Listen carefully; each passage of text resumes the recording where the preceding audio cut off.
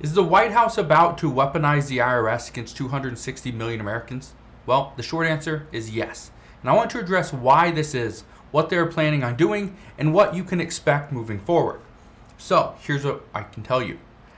Right now, by providing $80 billion to the IRS, Democrats are essentially going to hand the IRS the ability to now audit and go after those that still owe money for taxes. Well, that's good. They should do that. Here's the problem.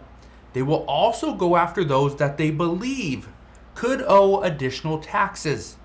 That is a major issue.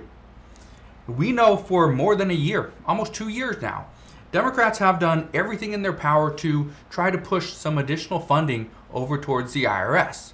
The IRS says they are underfunded, they need more help, and well, Congress, you need to do something. Well, originally, this $80 billion was included in the Build Back Better Act. That was eventually pretty much scrapped and nothing got done. Then Democrats decided, you know what? This is for families. We need to do this for the American people and their families. So they attempted to pass the $80 billion in funding in the American Families Plan. Guess what? That also didn't pass. So now they've included it into the Inflation Reduction Act of 2022. But there is major problems. I want to go over some of these problems. Currently, the IRS's operating budget is only $12.6 billion per year. Yet the IRS is about to get an additional $80 billion or about $9 billion per year because of the funding from the Inflation Reduction Act. This means they will pretty much double in size. But will they be more efficient? The answer is no. And here's what's crazy, okay? What is crazy about this bill, according to the Wall Street Journal, is that this earmarks $45.6 billion for things like enforcement in litigation, criminal investigations, investigative technology, digital asset monitoring. Now this one's the big one because this is going to go after crypto. It's going to go after third-party payment processors like Venmo and PayPal. They're also going to earmark some of this $45.6 billion for a new fleet of tax collector cars. Yeah, they're going to get new cars.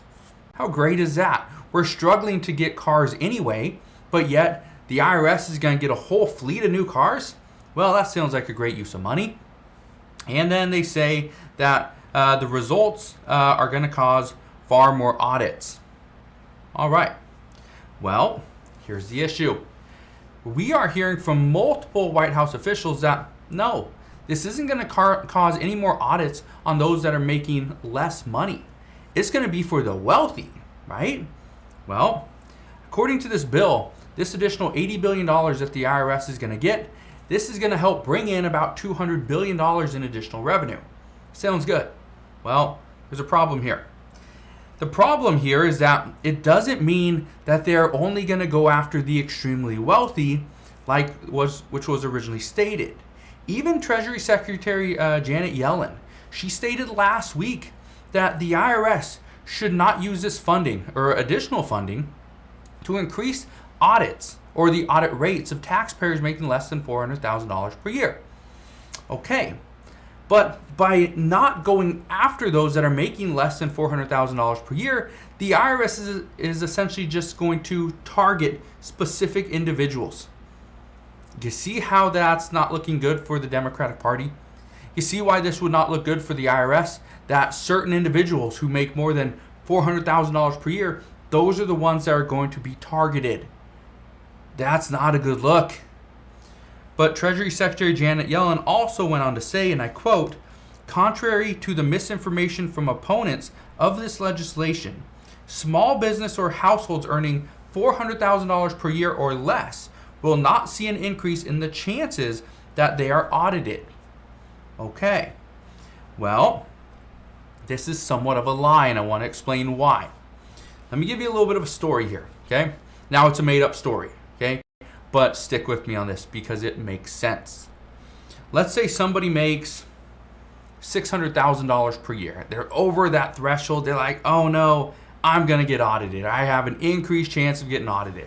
Well, let's say they decide, you know what? I'm just not going to report all of my income. Not going to report it, or I'm going to increase my deductions so that I only make $375,000. Because now they fall under that range of that $400,000 per year. Because according to Treasury Secretary Janet Yellen, President Biden, and many other White House officials, this person wouldn't see an increased chance of getting audited. Right? Makes sense. Genius. Now again, this is not financial advice. Do not go and do this. But in reality, this person should be audited. Right? They should be audited because they're making an excessive amount of money. Okay? They are also taking huge amount of deductions, and maybe they're not legal deductions. Maybe they're falsifying some of their information. Right? If that's the case, and again, not financial advice, not legal advice, don't do it. But that's the problem, is this person should be looked into. They should be audited. But according to what these White House officials are saying is, nobody making less than $400,000 per year is going to see any more audits than before.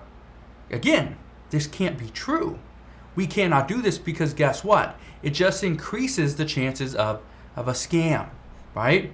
A fraud. That's not something that the White House wants to go down that road on, right? But again, Treasury Secretary Janet Yellen says that instead the IRS is going to just focus on high-end non-compliance. High-end. Again, not the low income, not the middle class, just the high-end earners. But again, this is likely to not happen. What will happen is the IRS is going to go after those that they believe didn't file correctly no matter what. And with this additional $80 billion, they will now have the funding to do so. The only issue is that the highest income earners are going to have the funding, the backing to go and buy and retain a lawyer, tax professionals to fight on their behalf, for them against the IRS on every single deduction, all their income. The lower income earners and the middle class, in most cases, they're not have any choice but to pay whatever bill the IRS is going to give them because they cannot afford to get a high-priced attorney. They cannot afford, or they think they can't afford, a decent tax professional. Again, this is going to happen. And even the IRS Commissioner, Charles Reddick, he stated that over the past years, the IRS has lost more than 17,000 auditors. Right now, they only have 6,500 left. What this $80 billion is supposed to do, this is supposed to bring in about 87,000 IRS workers. Just think of what 87,000 workers is going to do when they only have 6,500 workers right now, or auditors right now. Again, major changes are coming, and what we know is that the White House is essentially going to weaponize the IRS against about 260 million Americans. The rest are most likely going to kind of walk off scot-free because they make too much money. The IRS is not going to go after them. So again, that's kind of what's happening at this point. As always, as I know more, I promise I'll come back on and share all latest news and updates. Again, just want to thank you guys for watching. Have a wonderful rest of your day. Consider subscribing, and I'll see you guys on the next one.